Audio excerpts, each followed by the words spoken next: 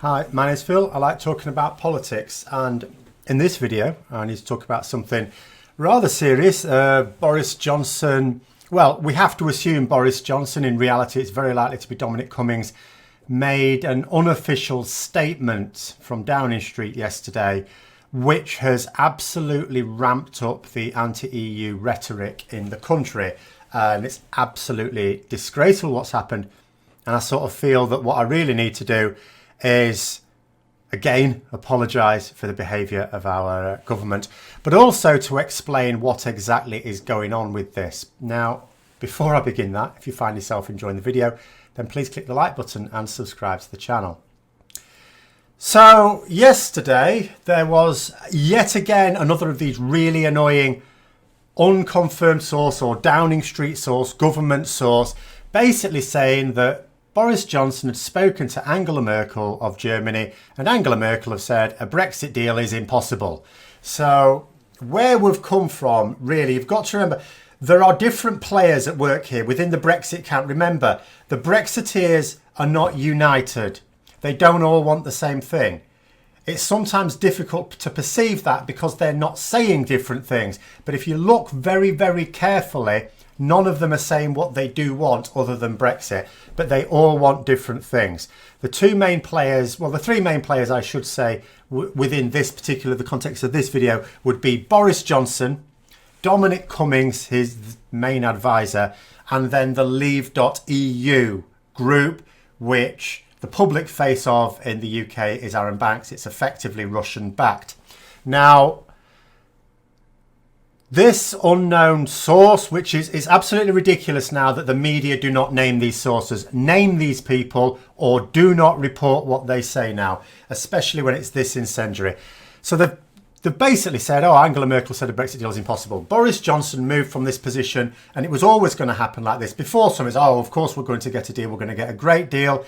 We all knew he was after no deal. How do we know he is after no deal? Not because he wants no deal. He doesn't even want Brexit. He doesn't give a crap. What he wants is to be Prime Minister. But the people who could get him into that position, into number 10, were the people who do want no deal. Absolutely. They don't just want Brexit. They actively want no deal. So that was the trajectory he was always going to move on. However, if he ever achieves this, and he is trying bloody hard, then no deal is going to happen. And if no deal happens, all of this nonsense about Project Fear becomes Project Reality. People see it for themselves.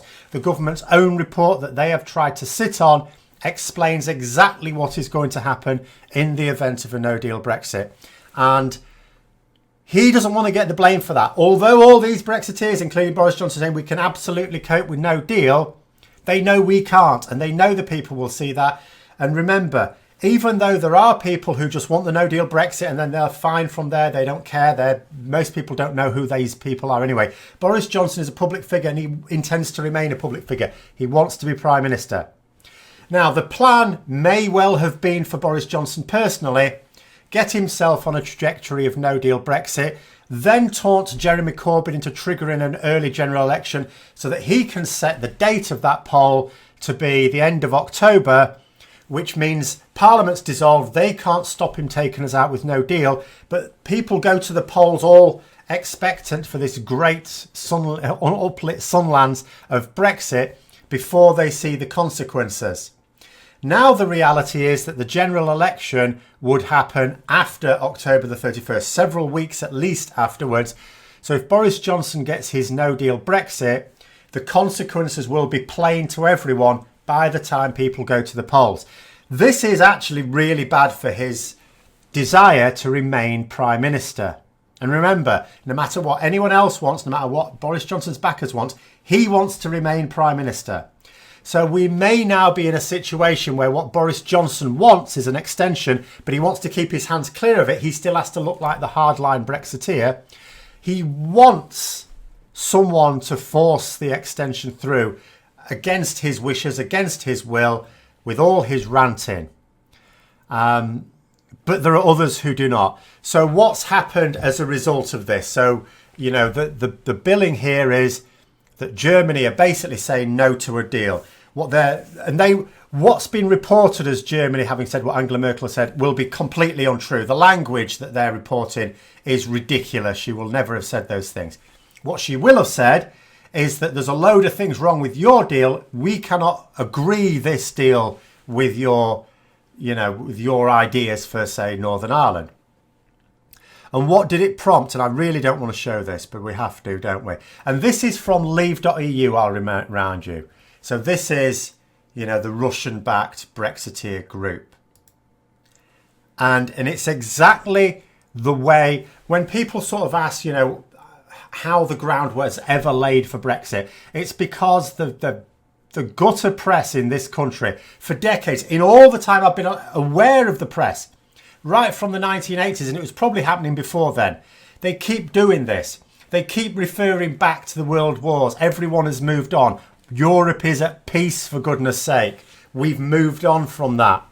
But the Tory press never did, and they never allowed the public, the British public, to either. So then we have this nonsense around as well. And obviously now this has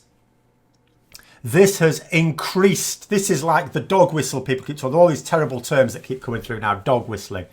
It's a sign to all the vicious bigots and thugs and racists and xenophobes in this country to think that they're in the majority, the government's on their side, that we are being attacked. How do you, people were saying today, how do you get a population to accept the consequences of being at war?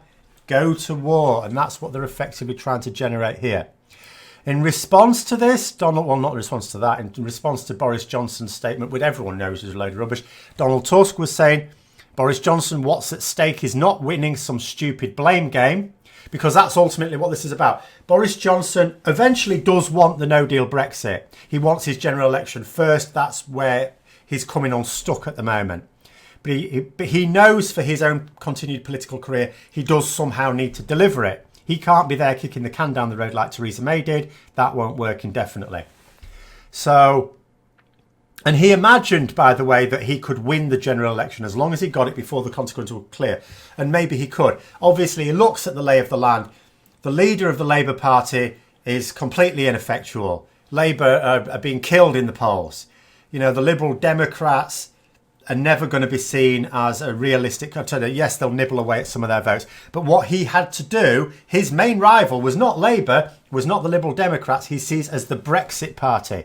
So he had to out-Brexit the Brexit Party and go absolutely mad. So Donald Tusk here is saying, at stake is the future of Europe and the UK, as well as the security and interests of our people. You don't want a deal. You don't want an extension. You don't want to revoke. Quo vadis. And exactly, where are we going? What are we doing? And you can well imagine from the point of view of anyone outside of Britain, where are we going? Because the government position is that we don't want a deal. The government position is that we don't want an extension. The government position is that we don't want to revoke. What is left? The government wants a no deal, which is not acceptable because the majority of Parliament are dead set against that. The majority of the country are dead set against Brexit now. Polls have been consistently saying that for ages, for last year. And yet we don't put another vote to the public, which is what we should be doing. And why ultimately is this? It's very easy to blame Boris Johnson at this point, but I'm one of those who will look at it and think he is doing what he wants to do, what he thinks he needs to do to retain power. There are people that have the power to stop him. And as I was talking about yesterday, they are bickering amongst themselves. And the problem is, after I don't know how this is eventually going to turn out. I don't believe we're going to end up crashing out the EU at the end of this month. But behaviour like this, of course, you could argue is calculated to piss off other members of the EU to the point where they say, sod it and just cut the ties. It's not worth it anymore. Dominic Cummings was suggesting, for example, that if we do get an extension, that we're going to behave very badly. We're going to be frustrating the work of the rest of the EU, which we'd promised not to interfere with while we're in the process of leaving. But that was like a gentleman's agreement. Boris Johnson is far from a gentleman. And, so while ever we are allowing Boris Johnson to remain head of the government. We invite these dirty dealings to carry on. And it's more now, it's more than just a stain on our national character now. I don't know when we're going to recover from this shredding of our character. How we are seen in the wider world now is embarrassing.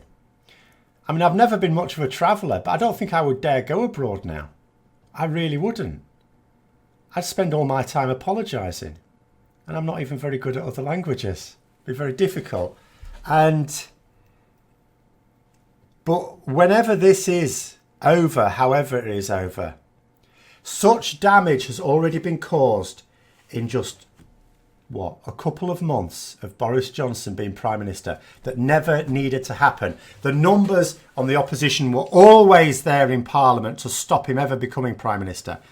And I will blame not just Boris Johnson and Dominic Cummings and Aaron Banks and all the other Brexiteers that have been stoking this hatred. I will blame every single MP that didn't want to do anything about it. That includes Jeremy Corbyn, Joe Swinson as well, the primary candidates there. But it includes many others. There are some MPs that are saying we need to get rid of him and I will back anyone just to get rid of Boris Johnson. But there are too many that are not doing that. And I will blame every single one of them for this because collectively, individually they can't, but collectively they could absolutely stop this. But again, I'm just going to have to finish off by apologising yet again to anyone watching this from outside of the UK, particularly if you're in Germany, but it really doesn't matter, does it?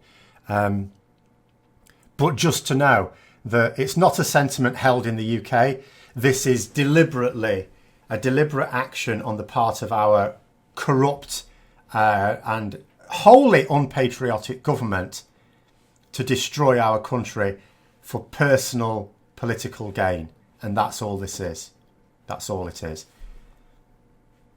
But I hope you found the video interesting. If you'd like to support the channel further, then please click the Patreon link for details. And until next time, I'll see you later.